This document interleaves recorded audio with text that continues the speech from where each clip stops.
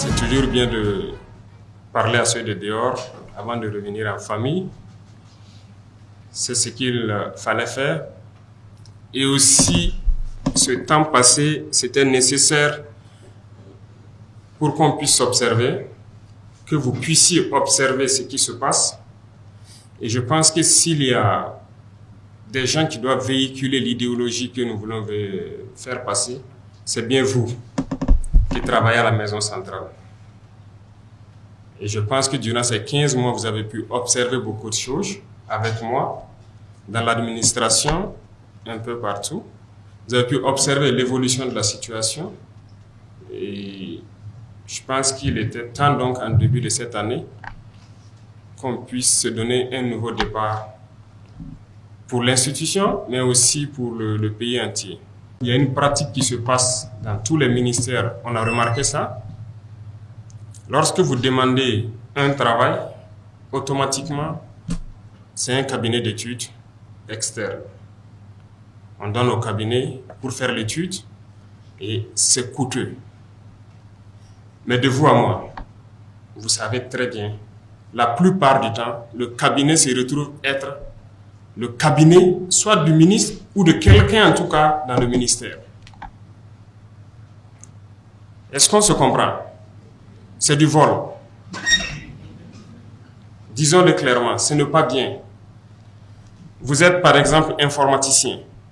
On vous demande un travail dans ce domaine. C'est vous qui êtes censé le faire. Sinon, à défaut, il faut remonter vers des institutions, en tout cas étatiques, qui puissent vous aider à le faire. La première des choses que les gens font, c'est un dossier rapidement, on recrute un cabinet et on les donne.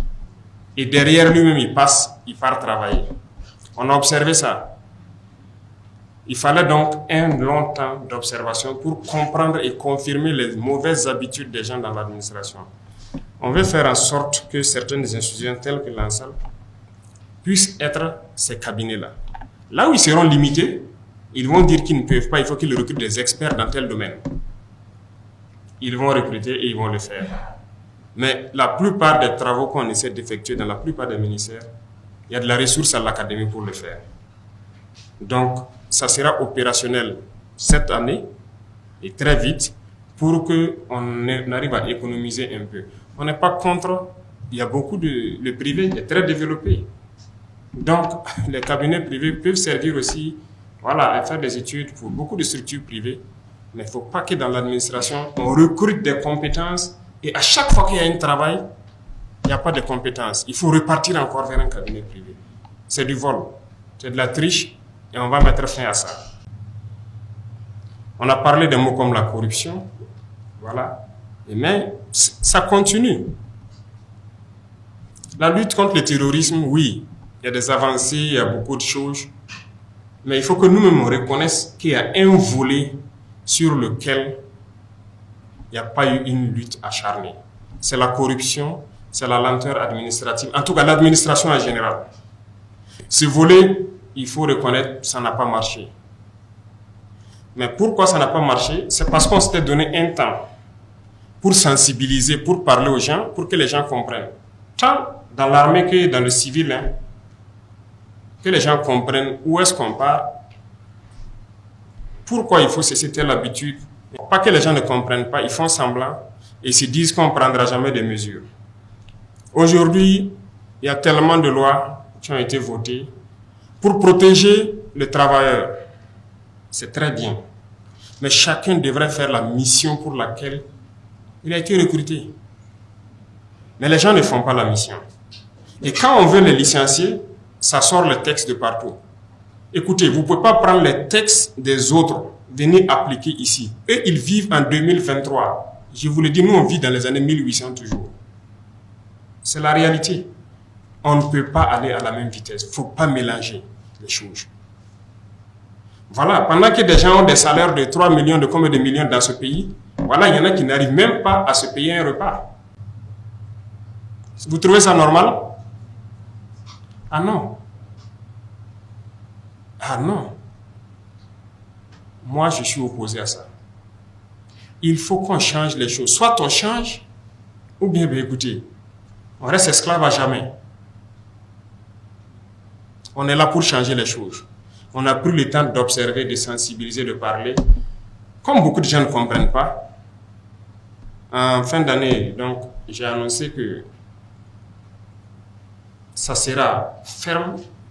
La machine contre la lutte contre la corruption va démarrer. Eh bien, ça démarre. Le conseil de discipline et autres, c'était mort. On a adopté des textes pour que les gens puissent sanctionner ceux-là qui ne veulent pas travailler. Mais rien, personne ne veut sanctionner. Tout le monde est assis, bon, il est dans sa direction, les gens foutent la merde, ils ne veulent pas faire ce qu'il doit faire. Ah, si moi je le sanctionne, on peut le licencier, ça sera de ma faute. Écoutez, il y a ce genre d'émotions-là, ça ne doit plus exister. Nous sommes un pays en guerre et on doit bien gérer les ressources. Et quand on dit gérer les ressources, ce n'est pas les ressources financières seulement, les ressources humaines aussi.